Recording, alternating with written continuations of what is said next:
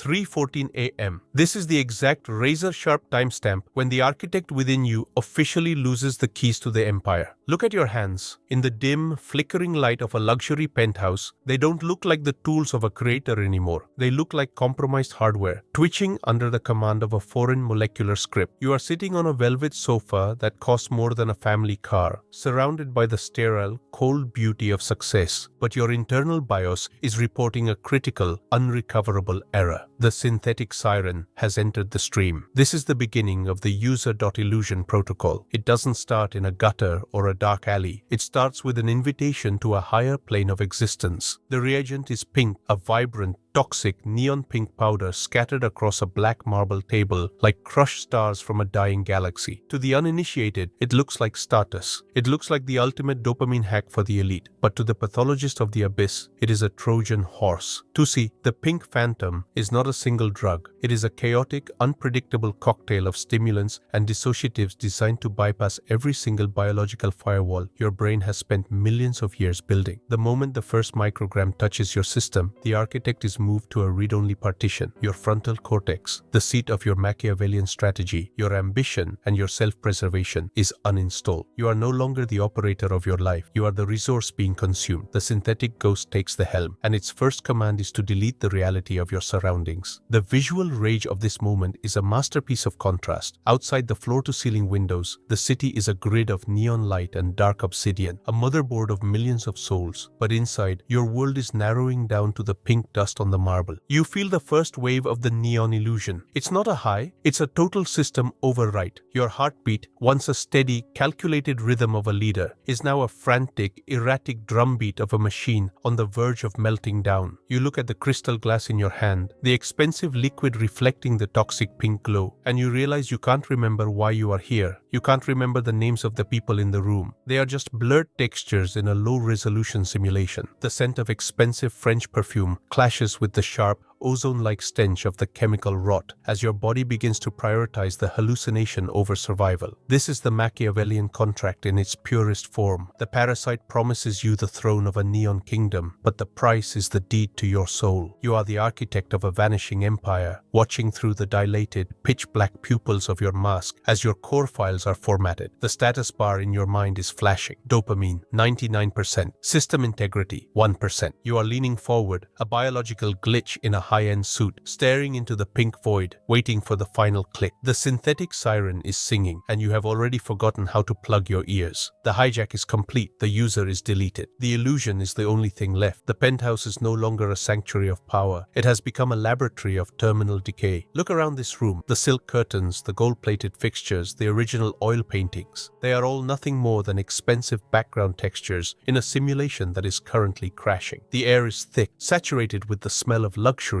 and the underlying nauseating scent of biological failure. There are people here, or at least there were. Now there are only nodes, biological units caught in a collective state of fragmentation. This is the hierarchy of the abyss. In the world below, on the cold concrete of Kensington, the rot is visible, honest, and raw. But here, behind the glass walls of the empire, the rot is disguised in neon pink and crystal. You see a man, a CEO, who once commanded thousands, now reduced to a shivering animal on a Persian rug. He is clawing at his own throat, not because he can't breathe, but because his nervous system is sending fake data packets of suffocation to his brain. He is rich enough to buy anything in this city, but he cannot buy back the rights to his own motherboard. He has been promoted to waste. The interaction is a masterpiece of cold, predatory logic. A woman in a designer dress moves through the room like a ghost. She isn't helping anyone. She isn't checking pulses. She is pouring more of the pink reagent into crystal glasses, her movements robotic and devoid of empathy. In this room, the primal grounding has shifted. The law of the jungle has been replaced by the law of the parasite. There is no cooperation, only a group of solitary predators and whimpering victims, all plugged into the same pink hallucination. They don't look at each other, because to see the other is to acknowledge their own deletion. You watch as a blurred hand reaches out from the shadows of a velvet armchair, knocking over a bottle of vintage wine. The red liquid spills across the floor, mixing with the spilled pink powder to create a toxic, muddy sludge that stains the white marble. No one cleans it up. In a world where where the internal BIOS is corrupted, the concept of clean or dirty ceases to exist. There is only the now, the frantic, desperate loop of seeking the next spike of dopamine before the crash becomes permanent. The contrast is brutal. Outside the windows, the city operates on a schedule. Trains run, markets open, and the architects of the future are building their legacies. But inside this glass cage, time has been deleted. The flickering neon lights of the skyscrapers reflect off the masks of the attendees, creating a strobe light effect that amplifies the paranoia. Every sound, the ice clinking in a glass, the low hum of the air conditioning, the distant siren from the street, is processed as a threat. The architect inside you is trapped in a sensory feedback loop, unable to distinguish between a shadow and an executioner. Your body is beginning to exhibit the physical log of this betrayal. Your skin, once meticulously cared for, is turning a sickly, translucent gray under the pink lights. Your veins are standing out like dark, frozen rivers. You are standing in the center of the room, hunched forward in that grotesque, unnatural lean, staring at the blurred faces of your peers. You realize that you are all just resource material. You are the fuel being burned to keep the neon illusion alive. The synthetic siren doesn't care about your portfolio or your pedigree. It only cares about the motherboard. The status bar is dropping. The defragmentation is reaching the core sectors. You are an elite ghost in a dying empire, and the morning sun is still 1,000 years away. The environment has shifted. The luxury of the penthouse has been overwritten by a sensory nightmare that no amount of money can fix. This is the moment when the betrayal moves from the social circle down to the very atoms of your existence. You are no longer experiencing a hallucination. You are living in a corrupted reality where the fundamental laws of physics have been replaced by machine logic. The air feels heavy, breathing in warm, liquid lead, and every time you draw a breath, you feel the sharp chemical sting of the pink reagent scratching the inside of your lungs. Your body is a house on fire, and the exits have been welded shut from inside. This is cellular treason. Your nervous system, the very network that is supposed to protect you and report the truth of the world, has defected to the enemy. It is sending a flood of fake data to your brain, sensations of phantom insects crawling under your skin, the sound of voices whispering from the air vents, the sight of the walls breathing and pulsating like the skin of a dying beast. You try to move your hand, to reach for the marble table to steady yourself, but your brain can no longer calculate the distance. Your arm feels like a foreign object, a heavy, uncalibrated manipulator that belongs to someone else. You are a ghost trapped in a biological machine that has stopped responding to its rightful operator. The architect inside you is screaming in a frequency of pure,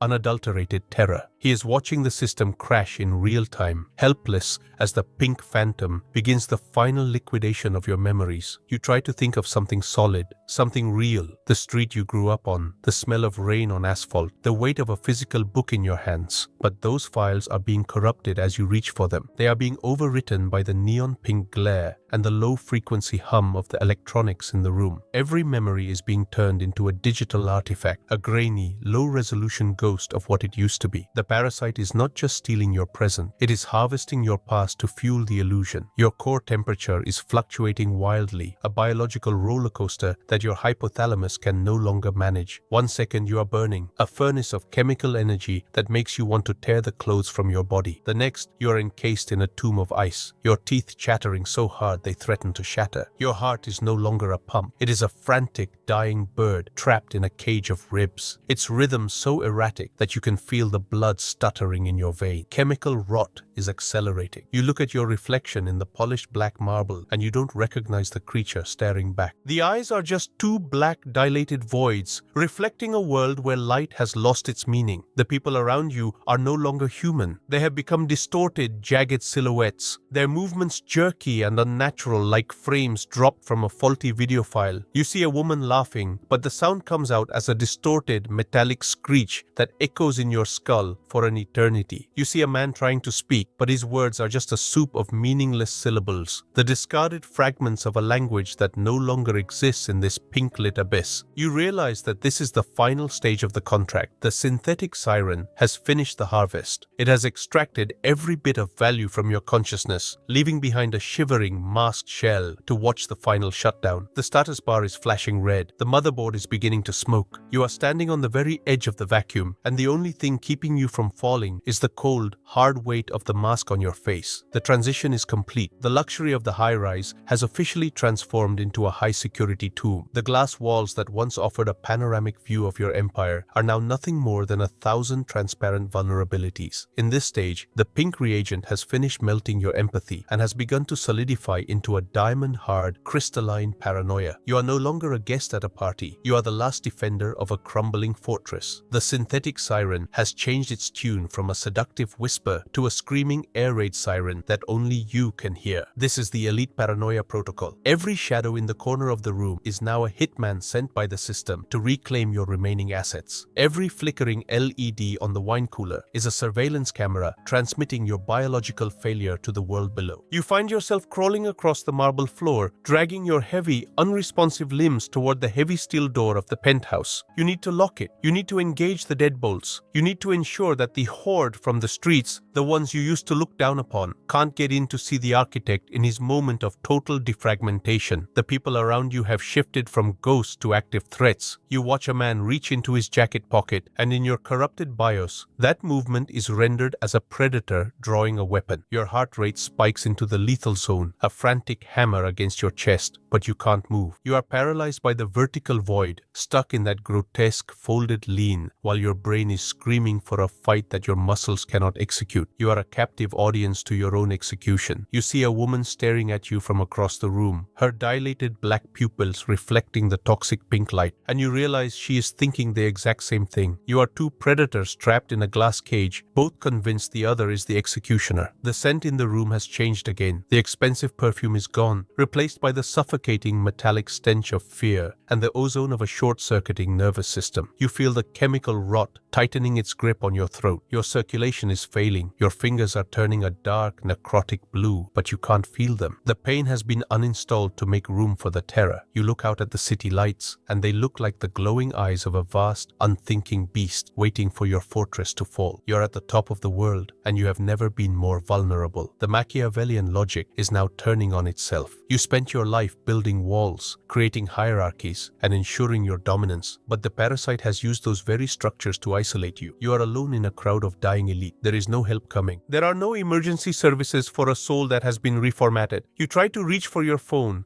to call someone who might remember the user you used to be, but the device feels like a block of heavy alien stone. You've forgotten the passcode, you've forgotten the language, you've forgotten how to be human. The pink phantom is now executing the final sweep of your motherboard. It is searching for any remaining files of resistance, any fragment of the architect that hasn't been corrupted. You feel a cold, hollow sensation in the center of your chest, a literal void where your identity used to reside. The penthouse is silent now, except for the low-frequency hum of the city and the wet, ragged breathing of the survivors. The status bar is flickering at 99%. The final overwrite is beginning. The siege is over. The fortress has fallen from within. You are standing in the center of the dark, staring into the pink neon light, waiting for the screen to go black. The morning sun begins to bleed through the smog of the city, but its light is weak, filtered through the thick glass of the penthouse like a dying transmission. The pink neon glow that dominated the night is fading, losing its hypnotic power as the harsh, clinical reality of the dawn takes over. This is the moment of the final reset. The party is over. The synthetic siren has finished its song and retreated into the dark corners of the furniture, leaving behind a graveyard of high-end biological waste. You are lying on the cold marble floor, your cheek pressed against the stone, watching the dust motes dance in a single, lonely beam of light. This is the absolute bottom of the loop. Your system is running on emergency power, the red lights of your consciousness flickering with a desperate, rhythmic pulse. The pink phantom has extracted everything, your memories, your status, your pride, and left you with a motherboard that is almost entirely blank. But in that void, in that 0 point of total defragmentation, something happens that the parasite didn't account for. The architect wakes up, not the version of you that cared about the penthouse or the wine, but the primal core architect that exists before language and before identity, the one who knows how to survive a system crash. You realize, with a clarity that feels like a shard of ice through the brain, that the entire neon illusion was a software trick. The fear, the paranoia, the sensation of your skin rotting, it was all fake data injected into your BIOS to keep you from hitting the reset button. The synthetic ghost is just a script, and every script has a flaw. Its flaw is that it needs your body to run. It needs your heart to beat and your lungs to draw breath. It is a parasite, and a parasite cannot survive the death of the host. In a moment of pure Machiavellian defiance, you decide that if you are going down, you are taking the parasite with you. You initiate a hard manual overwrite. You start by reclaiming your breathing. You take one deep, agonizing inhalation, forcing the stagnant, chemical air deep into the bottom of your lungs. It hurts. It feels like fire, but the pain is the proof that the connection to reality is being restored. One bit of data at a time, you force your fingers to move. You feel the grit of the pink powder on the floor, the coldness of the marble, the weight of the hockey mask still clinging to your face. You are no longer a user being deleted. You are a technician repairing a broken machine. You pull yourself up, your muscles screaming in protest, and you look at the other nodes